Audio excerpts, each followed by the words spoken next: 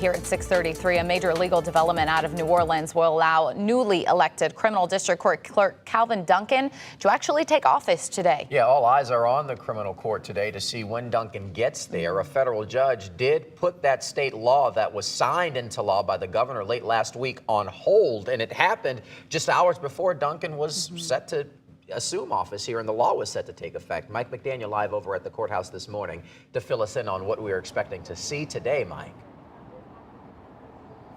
Hey there, good morning. Yeah, Calvin Duncan is expected to move forward as of right now in this position to go ahead and take office inside criminal district court behind me here. This, of course, after a federal judge issued that restraining order, that ruling that essentially blocks a new state law.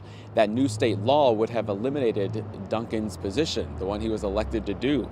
Late Sunday, a U.S. District Court judge approved that temporary restraining order, finding the law unconstitutional and stopping it now from being enforced.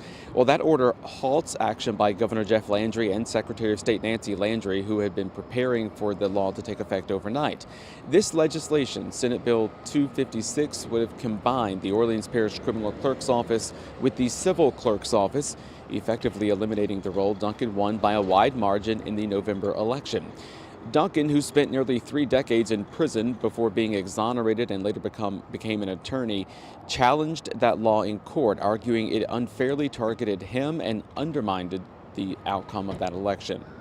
Now, New Orleans leaders at the local and state level have all spoken out against this legislation, while the lawmaker who proposed it says it's an attempt to make New Orleans' court system more similar to those in other municipalities.